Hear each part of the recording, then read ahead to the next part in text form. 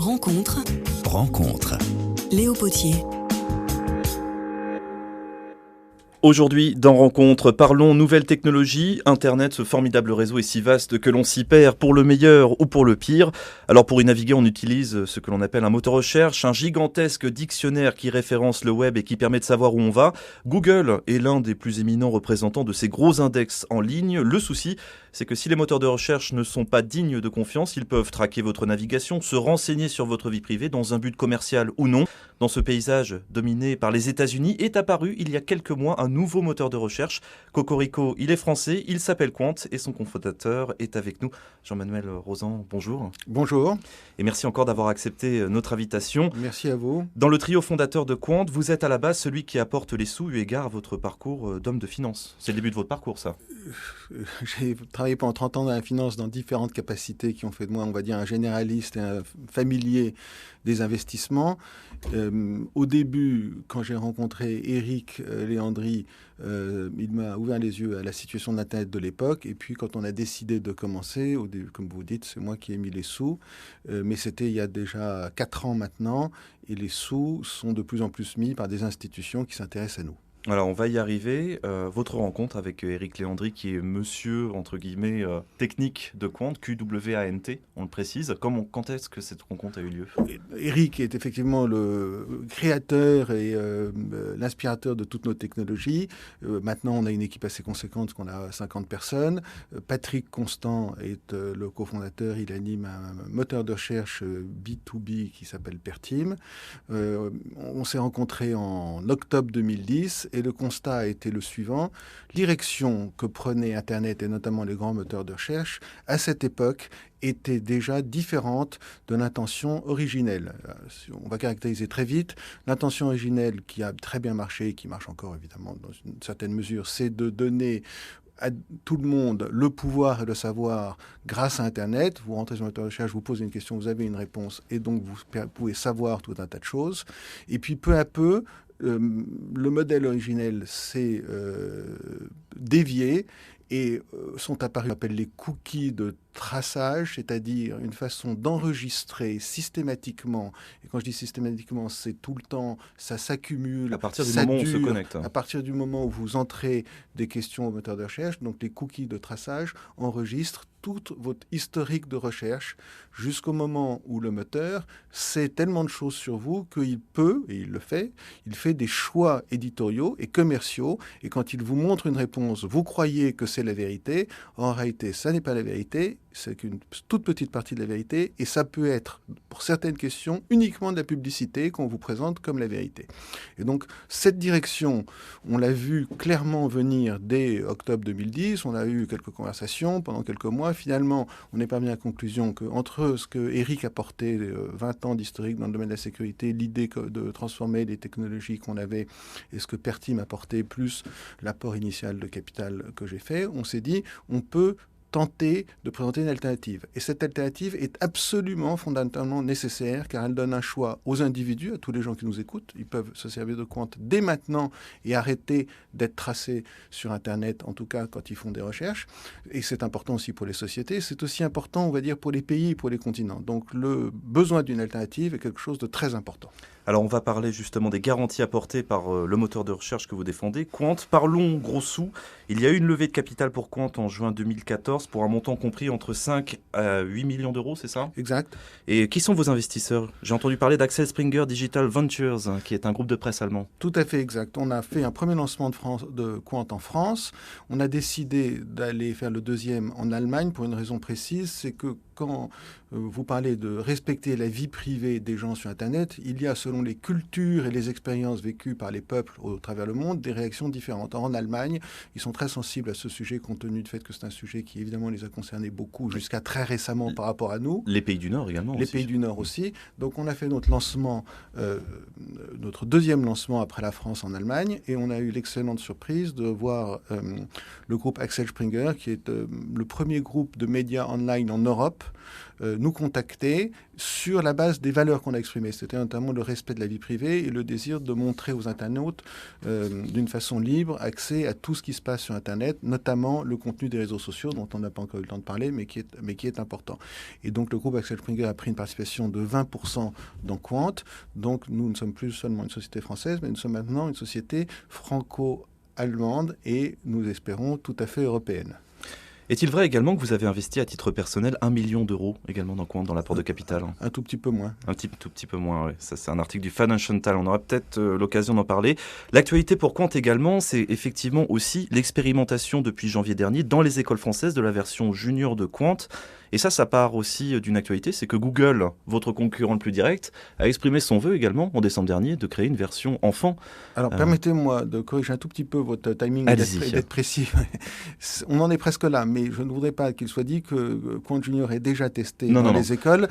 C'est une version pilote. Nous sommes, non, même pas tout à fait. Pas que, comme je voudrais être très très précis vis-à-vis de l'éducation nationale, voilà ce qui s'est passé. Nous les avons contactés, nous avons proposé Quant Junior, qui effectivement est un moteur de recherche pour enfants 3 à 12 ans, qui exclut tout ce que nous ne voudrions pas que nos enfants voient sur Internet, on va dire la liste noire créée par l'Université de Toulouse, ça fait beaucoup de sites, ça fait presque 2 millions de sites, et qui met en avant, dans une colonne spéciale appelée éducation, les informations qui sont pertinentes pour l'éducation des enfants. Un exemple, si vous mettez italien sur un moteur de recherche normal, vous aurez tout un tas de choses. Qu'est-ce que c'est qu'un italien? C'est un habitant de l'Italie, etc.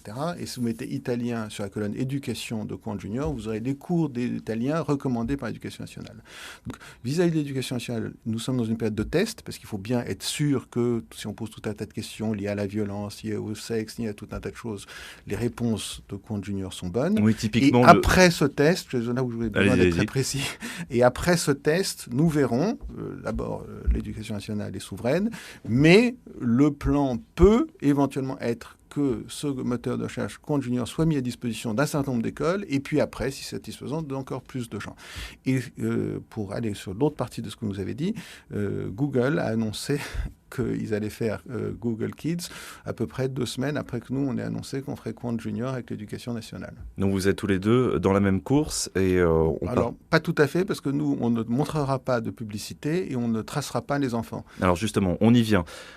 Traditionnellement, le modèle est pour un moteur de recherche, est de se financer en tant que régie publicitaire via le contenu de la navigation de son utilisateur. Or là, ce n'est pas le cas chez vous. Vous avez dit que vous ne traquiez pas vos utilisateurs, les utilisateurs de Quant. Alors, comment fonctionne ce business model chez Quant? On va diviser un peu tout ce que vous avez dit en plusieurs. Alors, le modèle originel d'Internet, c'est le suivant. Quelle est la différence entre un moteur de recherche et un site normal? Quand vous allez sur un moteur de recherche, vous lui indiquez ce qui vous intéresse.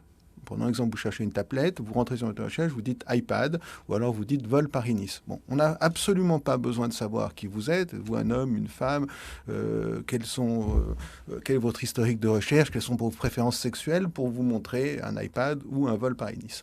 Donc, c'est comme ça que tous les moteurs de recherche, y compris Google, ont fonctionné pendant des années, et c'est comme ça que Google encore gagne, on va dire, 70% de ses revenus.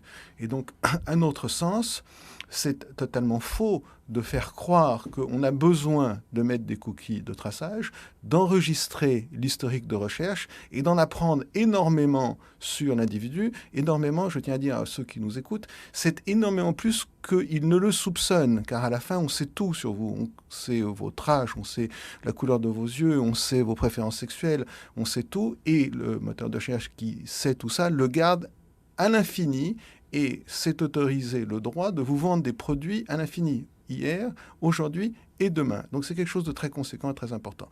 Donc pour revenir aux fondamentaux, nous pensons que lorsque quelqu'un rentre sur un moteur de recherche, c'est pas la peine de le tracer, on lui fournit une réponse. Chez Quant, la réponse est très exhaustive, on vous montre le contenu des réseaux sociaux, on vous montre tout un tas d'informations. Ça n'est pas de la publicité, mais il y a une colonne shopping, qui d'ailleurs va évoluer dans notre nouvelle ergonomie, sera encore plus précise. Et quand vous cliquez sur quelque chose sur cette colonne shopping, ça nous rapporte de l'argent. Et nous pensons que c'est une proposition de valeur qui est juste, par opposé à celle des autres qui, à notre avis, est moins bonne parce qu'elle est injuste. Et donc, vous savez de Quant, et les choses sont extrêmement claires avec nous. La colonne de shopping n'est pas intégrée en fait dans les recherches, dans la recherche générale, hein, comme on pourrait le trouver sur un autre moteur de recherche. C'est vraiment quelque chose qui est séparé, qui est clairement signalé comme ce qu'on appelle des liens sponsorisés. Voilà, et ça va l'être de plus en plus dans la nouvelle ergonomie. Donc les choses seront très claires.